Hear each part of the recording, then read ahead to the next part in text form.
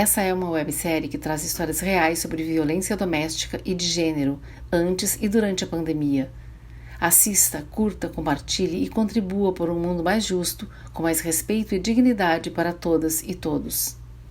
Para ajuda, procure os coletivos Justiceiras, Whats 11 99 639 1212, www.mapadoacolhimento.org, femininoplural.org.br, Whats 51 99 537 5459. Sim, precisamos falar sobre isso. Realização e produção: Companhia de Solos Bem Acompanhados, Filmes de Junho Produtora. Assessoria Jurídica, Gabriela Souza, Advocacia para Mulheres. Apoio, Sindibancários. Criação e direção, Débora Finocchiaro, Luiz Alberto Cassol. Sobre fundo azulado, traços brancos desenham uma janela com 2 folhas quadriculadas que se abrem. No vão, a palavra confessionário. Abaixo, em letras cursivas, relatos de casa. Episódio 3. Valéria Barcelos. Ela é negra de pele clara, tem cabelos curtos, usa óculos de grau quadrado preto e brincos prateados pendurados. Olá, meus amores! Eu sou Valéria Barcelos. Gosto de começar assim, falando como eu falo para as pessoas nos meus shows e nas minhas apresentações. Tira os óculos. Porque, afinal de contas, eu vou dar um relato muito pessoal. Aliás, vou dar um relato pessoal aqui para vocês. Também tô aqui vestidinha de professora. Usa um blazer preto. Porque a história que eu vou contar… Sobre camisa listrada em preto e branco. A história verídica que eu vou contar para vocês. Gesticula. Perspassa, assim, toca um pouquinho da minha primeira professora, que era uma professora maravilhosa. Aliás, eu queria ser professora quando era criança, porque eu tinha uma admiração imensa por ela, porque ela tinha um cheiro de mimeógrafo. Talvez vocês aí mais jovens nem sabem o que é, mas mimeógrafo era como eles faziam com as provas. Faz assim, que gira uma manivela. Um cheiro bom. E eu também amava minha professora, além de ela ser uma mulher linda, né? Imponente, belíssima, professora Clenir. Ela tinha um domínio de dizer… E todo mundo ficava quietinho no mesmo minuto. Eu achava isso incrível. E eu tô aqui para dar um depoimento que também envolve um pouco da minha professora, da minha primeira professora, a professora Clenir.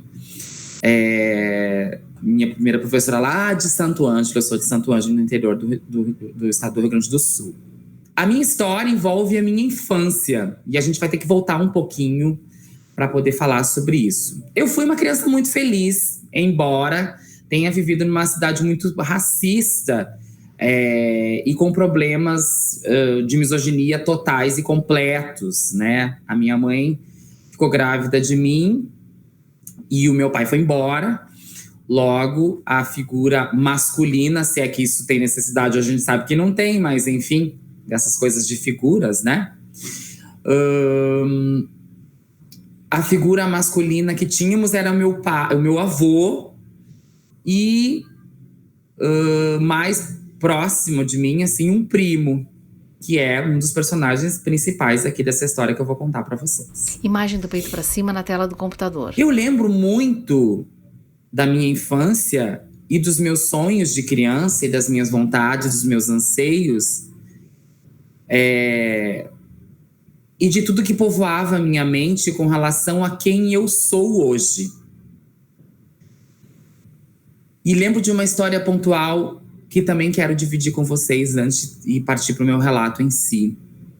Eu lembro que fui tomar banho com a minha mãe e vendo ela sem roupa, olhei e pensei, mãe, o que é isso? Olha para a direita apontando o dedo. A minha mãe, achando que eu estava falando dos pelos pubianos dela, falou, quando tu crescer tu vai ter também.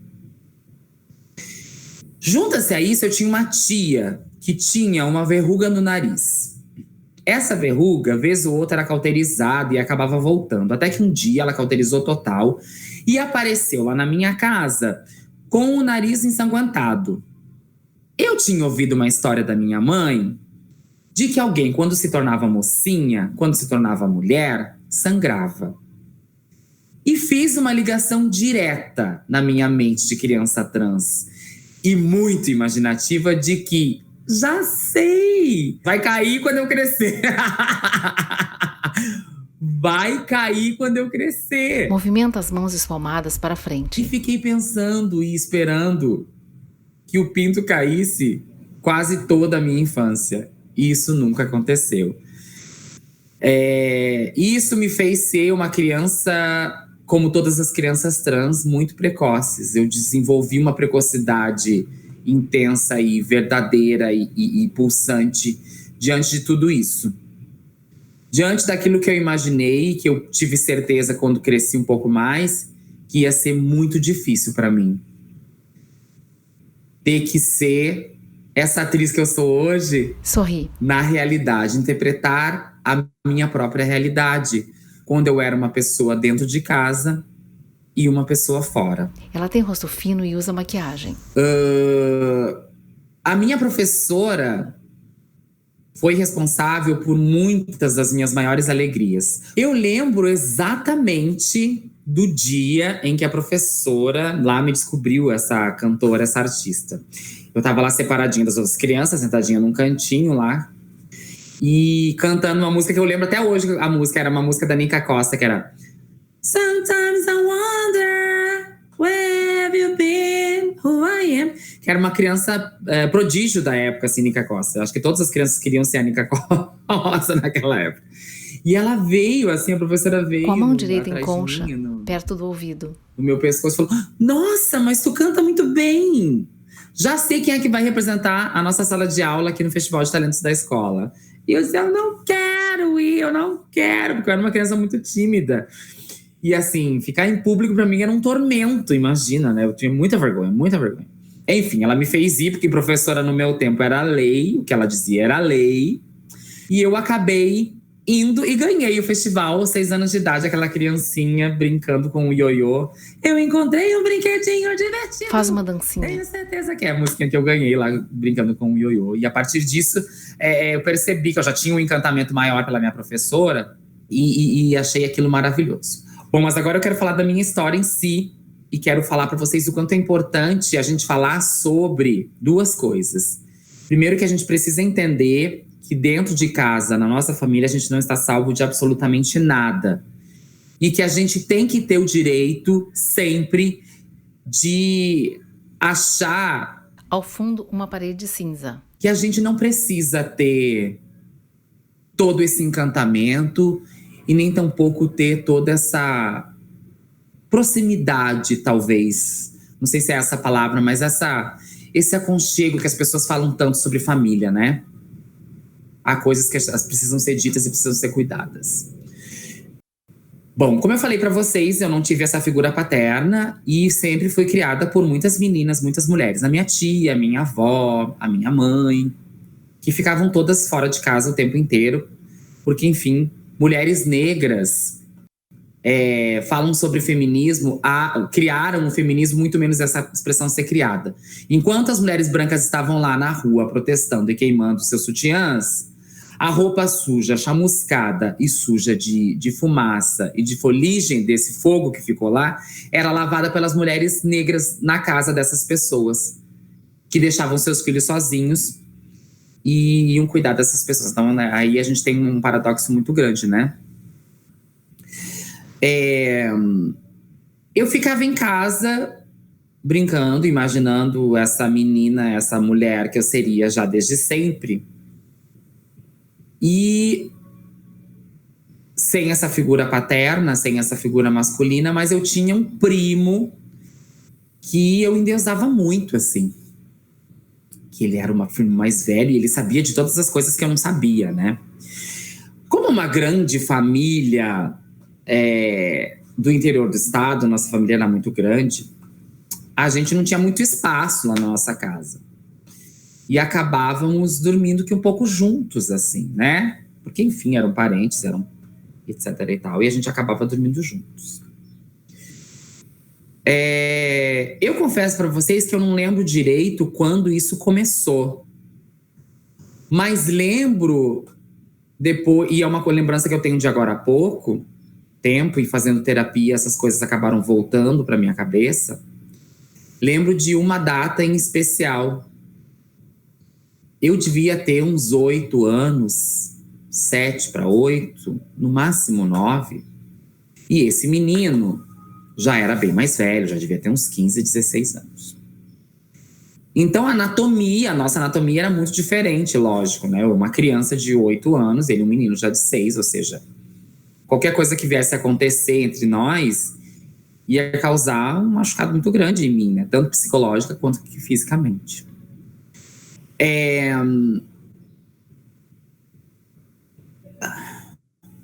Baixa os olhos, engole em seco.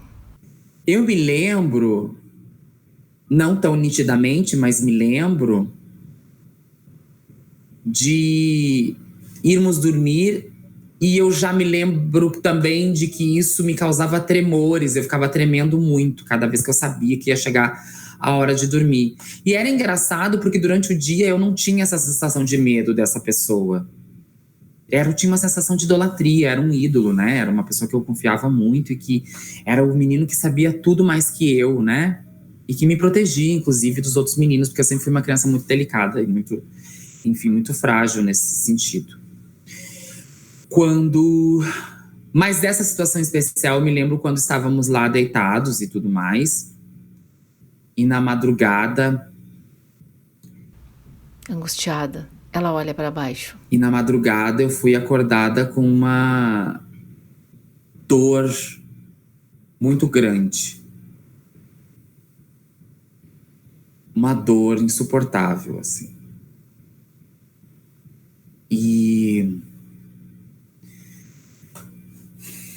E eu me lembro dessa situação e do meu coração disparando ao ponto de eu quase achar que ia ter um troço, assim, ia ter um ataque cardíaco, alguma coisa do tipo. Quando eu acordei e esbocei um gemido alto de dor, e ele tapou a minha boca, assim, disse: não grita, não grita, vai dar tudo certo. E eu fui estuprada ali naquela noite por uma pessoa de 2 vezes mais meu tamanho, sei lá. E, enfim, eu não gritei. E eu também não lembro se aquilo já vinha acontecendo, eu acho que já, porque eu me lembro dessa sensação de tremor, né, e de dor.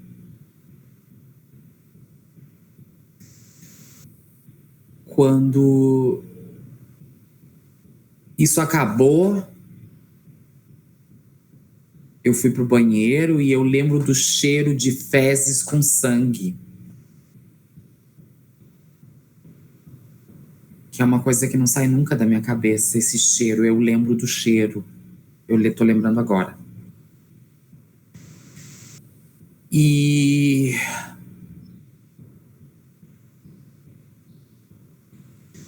eu lembro de ouvir que não podia contar pra ninguém.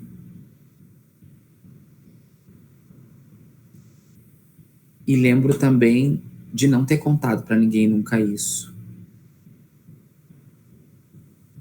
E eu lembro disso recorrentemente. Eu lembro do cheiro de fezes com sangue recorrentemente. E lembro disso ter acontecido muitas vezes. E eu também lembro de o quanto ele era querido por toda a nossa família e ainda é. E lembro do quão diferente ele era de dia e o quanto ele era à noite, quando continuou fazendo isso insistentemente, diariamente, dia após dia, semana após semana, mês após mês, ano após ano. Até que eu acostumei com isso. E não quis mais... Eu não quis mais nem sequer discutir ou... Eu não quis mais saber nem se isso doía ou não, era só queria que aquilo acabasse sempre. E que isso sempre... E que isso fosse apagado da minha mente. O que aconteceu realmente, eu apaguei isso da minha mente, eu vinha lembrar disso muito tempo depois, agora já adulta. E isso me trouxe sérios problemas psicológicos e sérios problemas de relacionamento que eu vejo que estão refletidos hoje, que estão sendo aos poucos resolvidos na terapia. Mas eu fico sempre pensando que isso partiu de uma pessoa de dentro da minha casa, um parente muito próximo, alguém muito presente ali, e que toda a minha família respeitava muito e respeita até hoje. E eu gosto muito de frisar, e eu vim aqui brincando que vim vestida de professora, porque eu levei... Eu lembro de, num dos momentos, da minha professora falando sobre comentar se isso acontecia, não assim com essas palavras, mas eu lembro disso. E eu lembro de eu não ter forças para dizer, sim, isso acontece comigo todos os dias.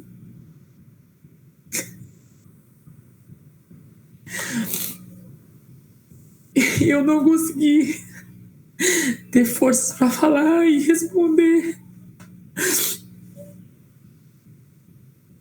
E durante muito tempo eu quis ser professora porque eu queria poder dar essa liberdade para os meus alunos e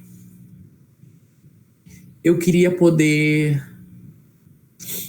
ser esse ouvido para os meus alunos e para as minhas alunas, para que isso nunca mais acontecesse. Para que isso nunca mais se repetisse nem com pessoa nenhuma e nem com ninguém. Eu me culpei durante muito tempo, porque também eu me culpei por não falar. E eu cheguei a me questionar, será que eu não gostava disso? Será que isso eu não estava gostando? Seca com a mão o canto do olho. Será que realmente isso aconteceu porque não fui eu que fiz? Será que eu não provoquei? Será que não... E que a gente não entende disso quando é criança, porque a gente não tem que entender essas coisas. A gente não tem que pensar nessas coisas. A gente não tem que deusar ninguém da nossa família e a gente precisa prestar atenção nas crianças. A gente precisa prestar atenção na infância. A gente precisa prestar atenção nos mínimos sinais. A gente precisa falar sobre isso nas escolas. A gente precisa falar sobre isso nas escolas. Porque se eu tivesse tido a confiança que eu tinha, além da admiração da minha professora, talvez eu tivesse tido forças para falar. O rímel escorre e mancha o rosto de preto. Talvez eu tivesse tido forças para dizer, professora, tá acontecendo comigo. Eu queria ter podido falar para minha mãe, eu queria ter podido falar, enfim, para as pessoas que me rodeavam. Mas eu não tive uma família. Eu tive parentes em que eu falei sobre isso. Eu tive pessoas que eu convivi que eu não sentia essa confiança para falar. Hoje eu sou cobrada por isso, por mim, inclusive, por ter sido uma criança trans. E que talvez isso tenha sido... tenha vindo a se refletir hoje na minha vida adulta. É claro que com a terapia eu tô entendendo que não, assim. E é por isso que eu vim aqui também, resolvi falar sobre isso, uma coisa que me machuca tanto, que me dói cada vez que eu falo e que repito isso, e que entro nesse assunto, mas porque eu não quero que isso aconteça com mais ninguém. E eu gosto tanto de crianças, um dos meus maiores sonhos é ser mãe. E eu não consigo imaginar que isso possa acontecer com um filho meu ou uma filha. Eu não consigo conceber, eu não consigo imaginar o que eu seria capaz se eu soubesse que isso chegar a acontecer com um filho meu, alguma coisa do tipo. Então o meu relato nada mais é do que uma vontade de que duas coisas fiquem muito elucidadas aqui. Prestem atenção nas crianças. Não endeusem a própria família. Não. Falem sobre educação sexual dentro de casa, fora de casa e na escola. A gente precisa ser ouvida sempre, sempre, em toda e qualquer situação. Pais, irmãos, filhos, parentes, primos, tios. Ninguém, absolutamente ninguém pode ser eximido da culpa ou pode ser um agressor em potencial. Ninguém tá livre disso, ninguém. O meu relato aqui é para que as pessoas prestem atenção no seu entorno, prestem atenção na sua própria vida, na sua casa, no seu lar, e que nunca esqueçam que família é aquela que confia um no outro e que a gente se sente à vontade para falar as coisas. E esse ambiente que se sente à vontade para falar as coisas tem que começar desde muito antes. Com o amor, com a confiança, com o carinho e com a sinceridade de falar qualquer assunto, sem medo. De tocar em todo e qualquer assunto sem medo. A gente precisa ser ouvida. A gente precisa ser abraçada, literalmente. É preciso parar e esquecer todo qualquer preconceito com relação ao afeto. E é preciso muito entender a diferença entre um afeto e um abuso. E a gente só vai entender disso falando, conversando, dialogando e se sentindo parte disso também, né? Para poder falar e ter forças para falar. Eu deixo aqui o meu pedido de que falem sobre isso nas escolas, por favor. Ninguém vai ensinar ninguém a transar. Educação sexual não é isso. Isso a gente aprende desde sempre, viu? A gente aprende por instinto. Mas é preciso falar sobre isso para que outras crianças não venham dar aqui esse depoimento como eu. Aproxima-se da câmera. Que dói cada vez que é remexido. E que machuca cada vez que é lembrado. E que isso podia ser evitado. É isso. Esboça um sorriso. Com a cabeça baixa, cobre parte do rosto com a mão esquerda. Limpa com as mãos os olhos borrados.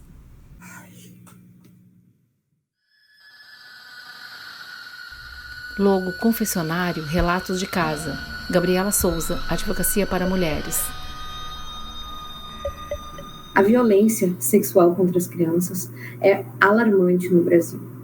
Cerca de 70% das violências sexuais cometidas contra crianças são cometidas dentro de casa por pessoas próximas, por pessoas de confiança, onde há uma dificuldade muito grande de denunciar, porque se denuncia, vai haver aquele espanto. Ela é branca. Aliado a isso, a gente tem a desinformação, que é grande responsável por diversas violações dos direitos humanos no Brasil.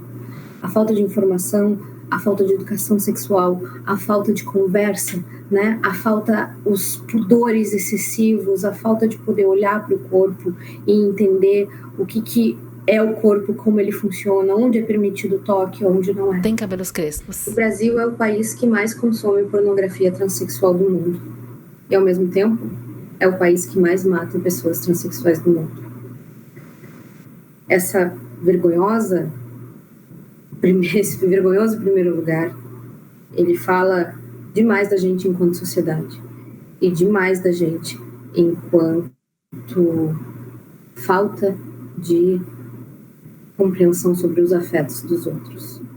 A gente precisa entender que as violências, elas são maiores e mais fortes contra as pessoas transexuais. E a gente não pode se tornar indiferente a isso. A gente não pode simplesmente dizer, eu não conheço nenhuma pessoa transexual, eu não vou defender esse direito, não é meu. Porque enquanto tem alguém que por sua existência morre, esse é um problema de todos nós. A tela escurece. Denuncie. Se você é vítima ou conhece alguém que seja vítima de qualquer tipo de violência, denuncie, para que não existam mais histórias como essa. Procure a Delegacia da Mulher da sua cidade ou Disque 180. Para ajuda, procure os coletivos Justiceiras, WhatsApp 11 99639 1212, www.mapadoacolhimento.org, feminino-plural.org.br, WhatsApp 51 99 537 5459. Créditos selecionados. Criação, direção e roteiro, Débora Finocchiaro, Luiz Alberto Cassol. Adaptação coletiva a partir de relatos de Gabriela Souza, de notícias e histórias diversas. Preparação de elenco, Débora Finocchiaro. Direção de fotografia e direção de produção, Fred Paz. Montagem e desenho de som, Leonardo Capellati. Trilha sonora, Laura Finocchiaro. Design gráfico, Luciano Ribas. Vinheta, Victor Teixeira dos Santos. Audiodescrição, Marilane Castro da Costa, Felipe Mianes. Legendas em português, Marilane Castro da Costa. Libras, Ângela Russo. Assessoria de imprensa, Padrinho Agência de Conteúdo. Social Media, Gabriela Roden Tellini. Assessoria jurídica, Gabriela Souza, Advocacia para Mulheres. Produção executiva, Amanda Gatti, Débora Finocchiaro. Coordenação geral, Débora Finocchiaro. Apoio, Sindibancários, Rádio Univates FM, Rádio Cultura FM, Rádio União FM, Rede Estação Democracia. Realização, Companhia de Solos e Bem Acompanhados, Filmes de Junho.